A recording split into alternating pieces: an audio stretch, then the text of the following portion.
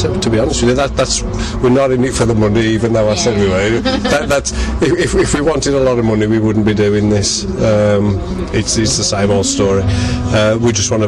We enjoy what we do so much. We just want to get out there and play to as many people as possible. Those are our goals at the moment. I mean, now we've got a record deal. That's quite a major obstacle. You know, we've already got further than a lot of people.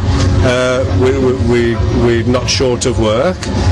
We're going onward and upward. We just want to get out there, play in front of as many people as we can, and see where it takes us. Because we're having so much fun. You know, other than that, that's all we're really after at the moment. Yeah, really. What do you think are the biggest obstacles for new bands? Do you think? Finding somewhere to play is probably one of the biggest obstacles. Obviously, venues don't want to take too much of a risk on new bands who people may not have heard of and aren't going to get through, punt us through the door. So that was the biggest obstacle we've had to overcome. But slowly and surely, we've chipped away at it. Since the deal, it's gone. Absolutely, yeah. That's helped us a huge amount. That has. But we tend to play venues as a support act to another band. They see us, they like us, then they ask us back on our own right. So that's the way we have to do it.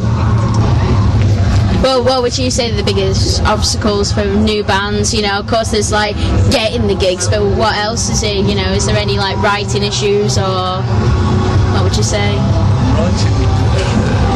Writing, not so much. No, I mean, luckily the company we're with, they sort of give us free rein to do what we want to do.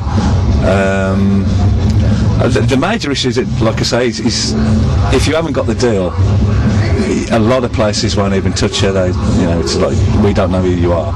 As soon as you say, well, we're a signed band, we're putting a tour together, then they're sort of more open to it. It's what we always say, like, you have to get clout behind you, because it works at the end of the day. I mean, some places, even if they've never heard you before, if you've got something behind you, they will book you on the strength of that. You know, regardless of how good you are or how bad you are, they will book you, which is rightly or wrongly, but you can see it from the owner's point of view. If they think you can put people in a club, then they will book you. So, but that's getting gigs is probably the hardest thing at this moment in time. We're quite lucky because we've got a very good manager and a good agent as well, which helps. So we don't have to do a lot of that work. We leave it up to Roger and Jose and the record company.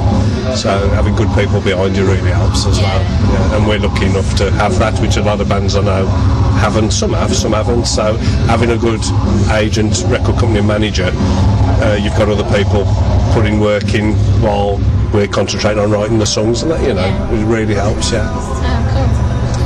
Would you ever consider writing a concept album in the near future? And how would you go about it and stuff like that?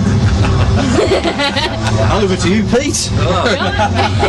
Yes, we started writing the concept album, didn't we? But we couldn't find anything to write about. But yeah, definitely. I mean, we're all big fans of Rush and people like that. I mean, they're classic concept bands.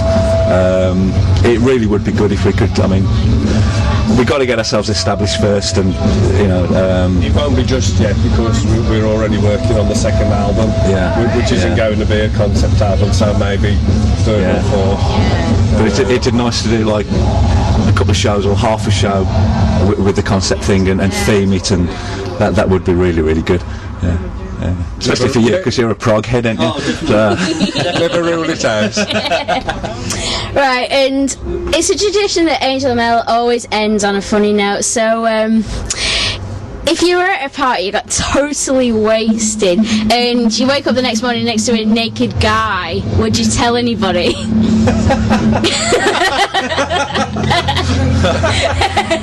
Well, it just so happens on a frequent basis.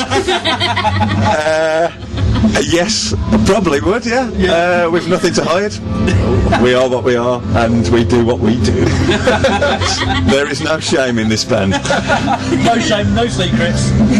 Any So more yes, we would definitely. Defo. Oh yeah. Alright. We'd definitely tell people. We'd definitely wake up next to naked men. Is there something you're not telling me? We're all confident in our masculinity. Is there any links on MySpace that the peeps at home can check out? Oh, yeah, we've got a website which is www.angel-house.co.uk. There's a link to our MySpace site on there as well. Yeah, people can check that out anytime they want, add their comments, say what they like. We don't care. We'll take it all on the chin, good or bad. So we just take on. So yeah, they can check that out, and 2 songs on there as well, aren't there? Off the album that they can listen to. So if they like it, buy the album or download it from iTunes. It's on iTunes, so they can download it, and all the information's on the website.